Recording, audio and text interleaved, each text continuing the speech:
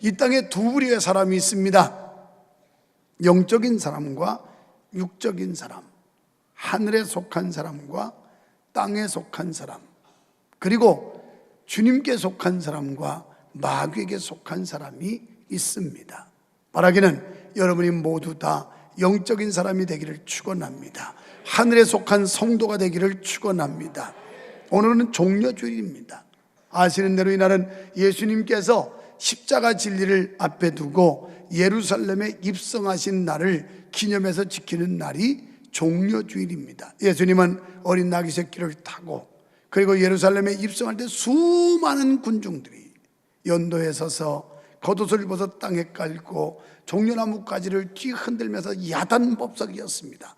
호산나 다윗의 자손이여 찬송하리로다, 이렇게 외치던 그 수많은 사람들, 불과 4일 후에 온데간데 없이 조용히 사라져 버렸습니다. 그렇게 다윗의 자손이여 찬송하리로다 외쳤던 그 수많은 군중들이 어디로 갔는지 흔적조차 찾을 수 없을 정도로 사라져 버렸습니다. 여러분, 어떤 사람은 의로운 일을 하고도 사람들로부터 배척을 받는가 하면 어떤 사람들은 악하고 불의한 일을 하고서도 대중들로부터 지지를 받는 우스꽝스러운 일들을 보게 됩니다. 이게 세상에 있는 구조적 모순이라고 말할 수가 있는 것입니다.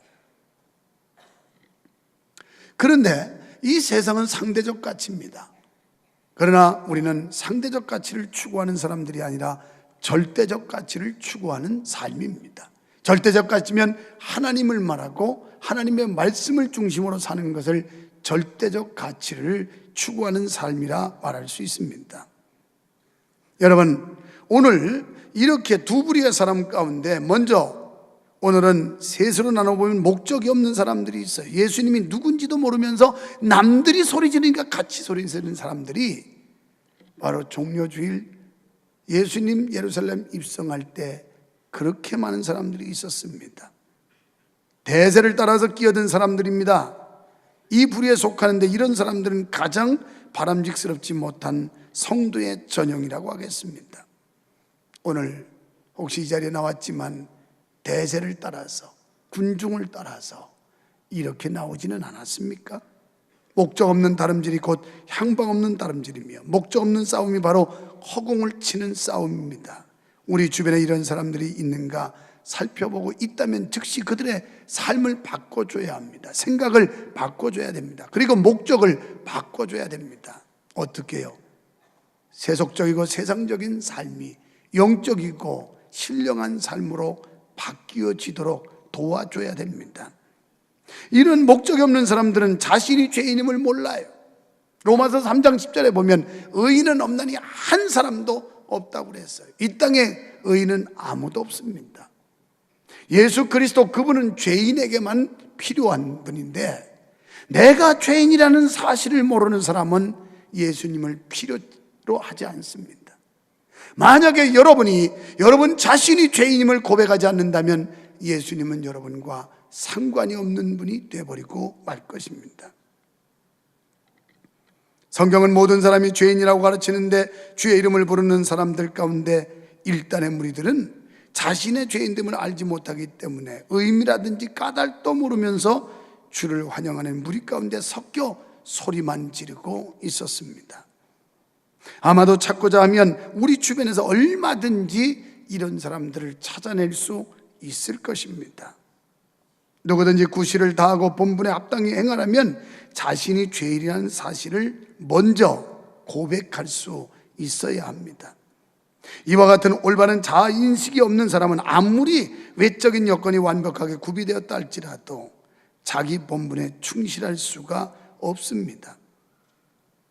바울이 가장 위대한 삶을 살 수 있었던 것은 그는 나는 죄인 중에 괴수라고 표현하고 있습니다. 그러니까 죄인 중에 대장 죄인이라는 거예요. 두목이라는 거예요. 도수자라는 거예요.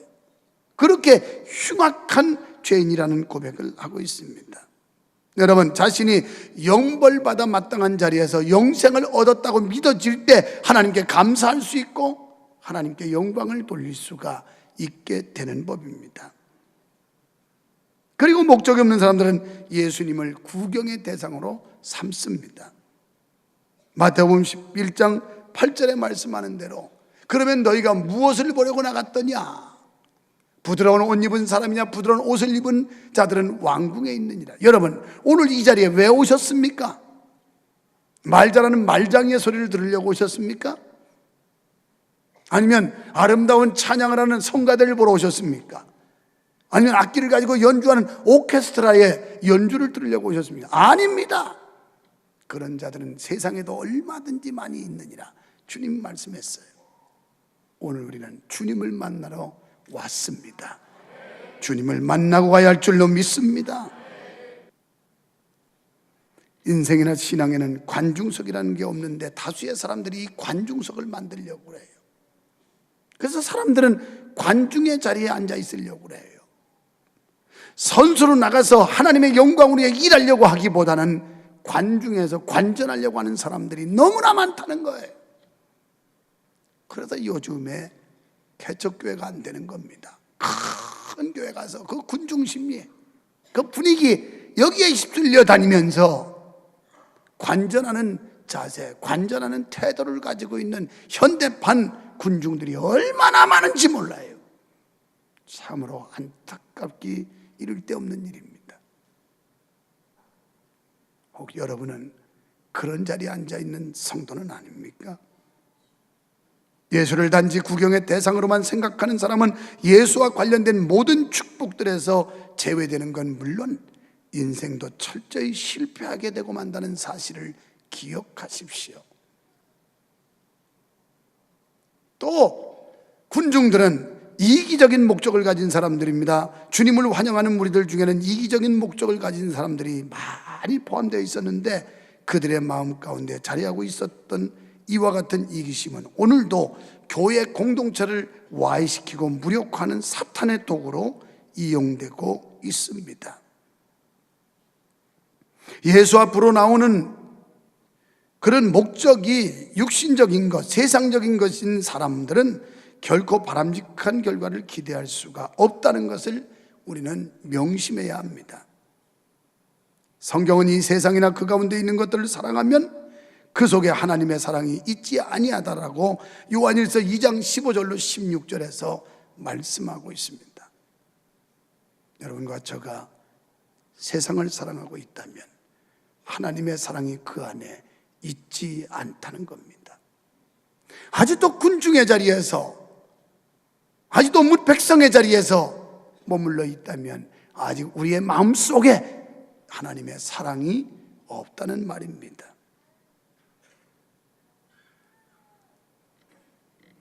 이기적인 목적을 가진 사람들은 자신의 필요를 충족시키는 데 목적이 있습니다. 요한복음 6장 26절에 보면 너희가 나를 찾는 것은 표적을 보고 그리고 빵을 먹었기 때문이 아니냐.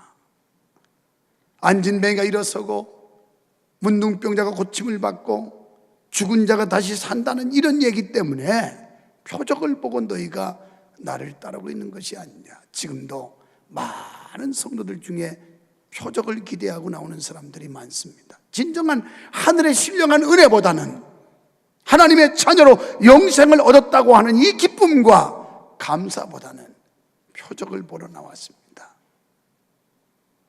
그리고 줄인 배를 채워주시는 5병의 기적을 7병의 기적을 이뤘던 그런 주님, 이런 주님 때문에 쫓아다닌 군중들이 있었습니다. 빵을 얻어먹고 배부르기 위해서 주님을 따랐던 유대인들처럼 오늘도 육신적 필요의 충족을 위해 교회에 나오는 사람들이 상당수 있습니다. 그 다음에 이기적인 목적을 가진 사람들은 하나님의 뜻에 대해 무지합니다. 마태복음 7장 21절에 보면 나더러 주여 주여 하는 자마다 하늘나라 갈 것이 아니라 내 아버지의 뜻대로 행하는 자라야 간다는 거예요. 오늘 이 예배당에 나와서 주여 주여 했다고 천당 가는 거 아니란 말이에요. 하나님의 뜻대로, 말씀대로, 성령의 인도 따라 예수님의 가르침대로 살아야 되는데 우리는 그리하지 않습니다. 교회 와서는 경건하지 않고 기도시키면 거룩한 음성으로 기도를 하는데 교회 바깥에 가면 엉터리 있고 가짜고 쭉정이 있고 갈아짓고, 오늘 수많은 사람들이 호산나 다윗의 자손이여 소리쳤던 그 사람들과 우리와 뭐가 차이가 있는지 한번 자신을 돌이켜 보십시오. 많은 사람들이 모이니까 같이 어울려 다니는, 의미도 없고 목적도 없는, 하나님의 뜻과는 전혀 상관이 없는 이런 우리는 아닌지 오늘 종료주일 우리 자신을 반성해 보고, 그리고 잘못된 선 고쳐야 될 겁니다. 운동선수는 경기 규칙을 알아야만 상 얻는 다름질을 할 수가 있듯이, 성도는 하나님의 뜻을 알아야만 상 얻는 삶을 살 수가 있는 것입니다.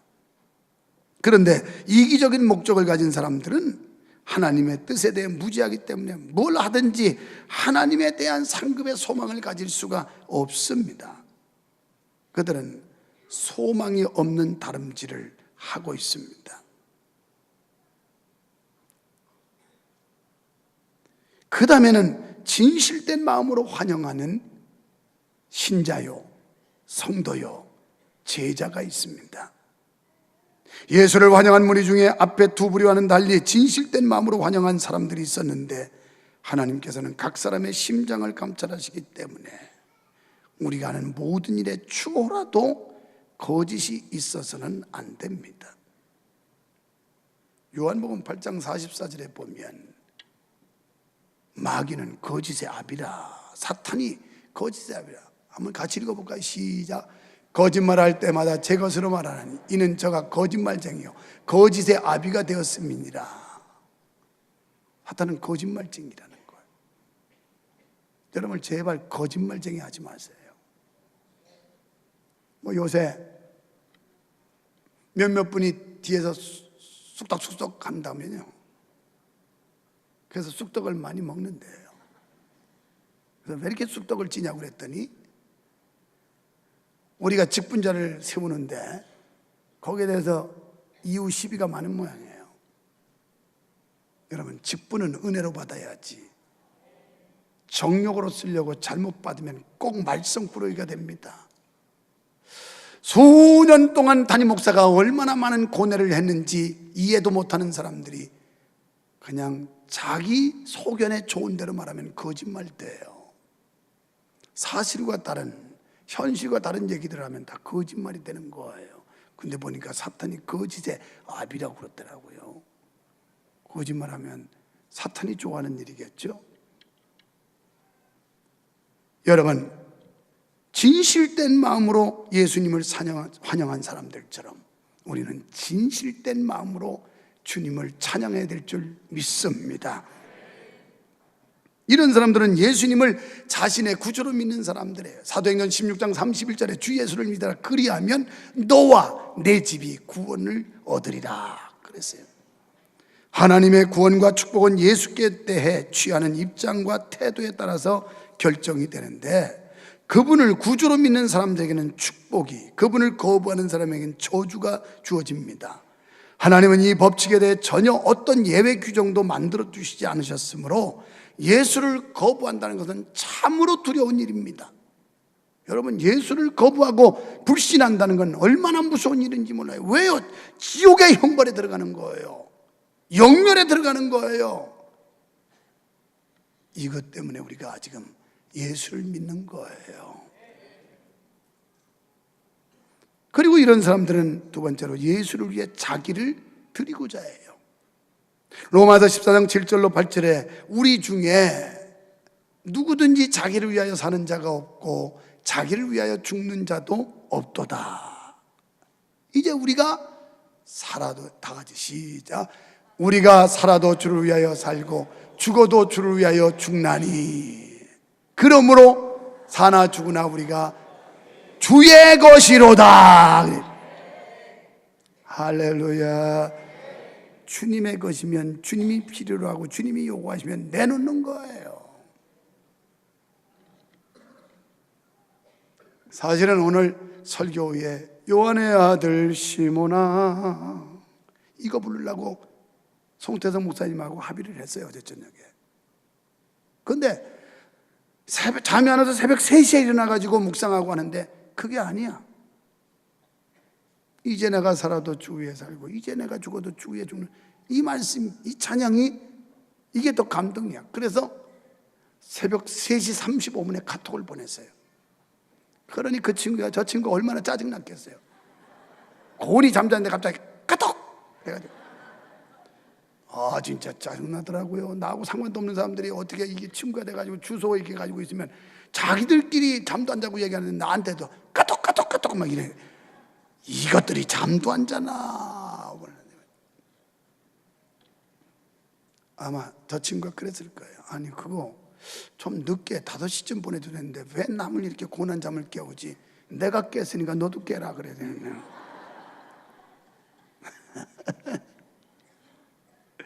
그래서 새벽에 바뀐 거예요. 어제 저녁만 해도 요한의 아들 시모나예요. 그때 기도하는 중에 묵상 중에 하나님이 그 노래 가사를 바꾸게 만들어서 오늘 설교 마치고 부를게 이제 내가 살아도 주 위에 살고 이제 내가 죽어도 주 위에 죽는다. 사나 죽으나 주의 것이로다. 할렐루야. 주께로부터 무엇을 받고자 하기보다 바울처럼 자기를 드리고자 하는 헌신적인 태도를 가진 사람이 진심으로 그분을 환영하는 거예요. 그냥 군중심의에 무사람들에 올려서 이것만 흔들었다고 되는 게 아니라 진정으로 주님을 위해서 자신을 헌신할 수 있는 사람. 사랑은 모든 것을 주고 싶어 해요. 이 사랑이라는, 여러분이 정말 주님을 사랑한다면 나의 모든 걸 주님을 위해서 주고 싶어. 하나님은 우리를 사랑하셨기 때문에 그의 아들 독생자를 우리에게 주신 거예요. 사랑하는 사람은 주고 싶다고요. 주고 싶어. 할렐루야. 주님 사랑하시면 아멘 합시다. 그렇다면 우리의 시간도 그를 위해 드려야 돼요. 우리의 재능도 주님 위해 드려야 돼요. 때로는 우리의 물질도 주님 앞에 드릴 수 있어야 돼요. 아니 누가 하라고 그랬나? 자기들 좋아가지고 빚어놓은 거 한 구자 그거 500만 원 내놓고서 무슨 그렇게 말이 많은지 또 뭐 돈 내고 받느냐? 누가 받으랬어? 별 사람 다 있어. 안 주겠다고 그러는데 지들이 하고서 무슨 뭐 돈 내고 받느냐? 뭐 돈 내고 받지 그러면 뭐. 옛날에 된 사람들은 얼떨결에 참 쉽게 됐어요. 요새는 정말 어렵게 직분 받는 거예요. 어렵게. 앞으로는 더 어렵게 받아야 돼. 더 어렵게. 왜 아멘 안 하는 거야? 아멘 안 해. 직분에 관심이 없다는 얘기죠. 괜찮아요. 줄 사람 많으니까. 예수께서 예루살렘에 입성하시면서 많은 사람들로부터 대대적인 환영을 받으셨지만 주님은요 그들에게 어떤 기대도 걸지 않았어요. 그 이유는 그들의 마음을 모두 아셨기 때문이에요. 교회에 사람이 많이 모인다 하여 모두가 주의 인정받는 일꾼이 되는 게 아닙니다. 진실된 마음으로 주님을 환영하는 사람만이 주의 쓰시는 일꾼이며 우리 모두가 이런 성도가 되어야 할 줄 믿습니다. 사랑하는 성도 여러분, 오늘 우리가 주님을 따르는 진정한 목적이 무엇인가요? 여러분이 지금 이 성전에 나온 목적이 뭔가요? 사업적인 목적입니까? 정치적인 목적입니까? 도대체 무슨 목적입니까? 눈에 보이는 개인적인 이익 때문인가요? 아니면 그분께 영생이 있음을 믿기 때문인가요? 개인적이고 세상적인 이익 때문인 사람은 언제라도 주님을 떠날 수 있는 사람이에요. 하지만 그분께 영생이 있음을 믿기 때문인 사람은 어떤 경우에도 주님을 떠나지 않습니다. 요한복음 6장 66절로 68절에 예수께서 12제자에게 이르시되 너희도 가리느냐? 그렇게 수많은 군중들, 수많은 무리들 요란하게 소리쳤지만 사일 후에 예수님 잡히니까 다 도망갔어요. 쥐 죽은 듯이 조용하고 모두 떠나버렸어요. 진정으로 주님을 찾는 목적이 바르지 않으면 언제라도 주님을 버릴 수 있고 주님을 떠날 수 있는 가능성이 있어요. 오늘 우리가 주님을 믿는 믿음이 영생, 하늘의 소망, 신령한 은혜, 구원, 천국 이것이 목적이 안 된다면 그 사람은 이해득실에 따라서 언제라도 교회를 떠날 사람이에요. 그렇지 않은 사람은 끝까지 주님을 따르는 제자인데, 주님께서 너희도 많은 사람 저처럼 떠나겠느냐? 예수님께서 12제자에게 물으셨어요. 너희도 가려느냐? 오늘 여러분, 이 질문이 오늘 우리에게 주시는 주님의 질문이라고 생각해 보세요. 너희도 가려느냐? 너희도 세상으로 갈래? 다른 사람이 다 세속화되고 저렇게 타락한다고 너도 갈래? 너도 따라갈래? 이렇게 묻는다고요. 다른 사람이 다 변질되고 다 개판이고 엉망이고 다른 교회가 다 그렇다면 너도 갈래? 대세를 따라서 갈래? 이렇게 묻는단 말이에요. 여러분은 뭐라고 대답하시겠어요? 그러면 이유가 없으면 가야지요. 도움 안 되면 가야지요. 명성교에서 돈 내라면 가야지요.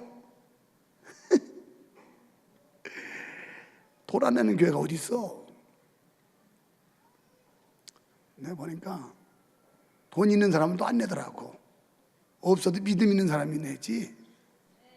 아유, 이번에도 가서 마교에서 한 6시간 가는 포장도로로 본똑이라고 하는 도에, 거기서 비포장으로 한 2시간 가는 곳에 교회를 새로 짓기로 그러고 왔어요. 이미 한 분이 그 건축원금을 냈습니다. 오늘 그런 분들 다 어려운 분들이에요. 여유 없어요. 그럼에도 불구하고 이게 하나님의 일이요 하나님의 뜻이라면 기꺼이 내 것을 내놓겠습니다. 이런 사람들이 영적인 사람 아닐까요? 그것은 수년 전에 교회를 지으려고 땅을 사놨는데 거기 시장이 성공의 신자가 되는 바람에 이 사람이 못 지켜 방해를 한 거예요. 허가를 안 내주고. 그러다가 그 사람 임기 끝나고 2년 전부터 이제는 새로운 시장이, 당신들이 교회 진다더니 왜 안 짓냐? 아니, 종교의 자유가 있는 나라에서 어떤 종교는 되고 어떤 종교 안 되냐? 막 이렇게 이 사람이 새로 와서 지금 지라는데 돈이 없어 못 지고 있었던 그 현장에 우리가 또 쓰임 받게 되는 거예요. 우리 교회요, 좋은 교회예요. 작지만 큰이라는 교회예요. 우리 배만 채우지 않고 막 보내는 나라예요. 교회예요. 막 보내는 교회. 주님 일이라면, 주님 기뻐하시냐면 기꺼이 보내는 일을 하니까 하나님이 영광 받는 교회 아니겠어요? 정말로 우리가 주님의 제자고 주의 백성이고 하늘의 소망을 가진 사람이라면 내 것을 주님 앞에 내놓을 수 있어야 되는 거예요. 시몬 베드로가 대답하여 돼. 주여, 영생의 말씀이 주께 있사오니 우리가 네게로 가오리까? 영생의 말씀이 주님께 있는데 제발 이런 고백이 우리에게 나왔으면 좋겠어요. 제발 우리 교회가 이런 고백을 들을 수 있으면 좋겠어요. 이 교회에 영생의 말씀이 있사온즉 내가 네게로 가오리까? 제발 이렇게 하나님께 합당하고 사람들이, 영적인 사람들에게 영생의 말씀이 여기 있는데 네게로 가오리까 하는 인정받는 교회가 좀 됐으면 좋겠어요. 이게 간절한 소원이에요. 사랑하는 성도 여러분, 오늘 종료주일 군중이 되십니까? 백성입니까? 무리입니까? 아니면 성도요, 신자요, 주님의 제자입니까? 모두가 온전한 성도 되시고 신자가 되시고 제자가 되셔서 이제 우리 모두 살아도 주를 위해 살고 죽어도 주를 위해서 죽는, 사나 죽으나 나는 주의 것이로다. 갈라디아서 2장 20절에 바울 사도가 이렇게 고백했습니다. 내가 그리스도와 함께 십자가에 못 박혀 죽었나니 이제는 내가 산 것이 아닌 내 안에 그리스도께서 사신 것이라. 내가 육체 가운데, 지금 육체 가운데 사는 것은 나를 위하여 자기 몸을 버리신 예수님을 위해서 사는 것이라. 이게 바울 사도의 고백이요, 오늘 우리의 고백이 되어야 할 줄 믿습니다. 진정으로 주님을 만난 사람, 영생을 소망하는 사람, 하늘의 백성이라면 이제는 내가 육체 가운데 사는 것은 나를 위하여 자기 몸을 버리신 예수님 영광을 위해 하나님 뜻대로 사는 복된 성도 여러분 되기를 축원합니다.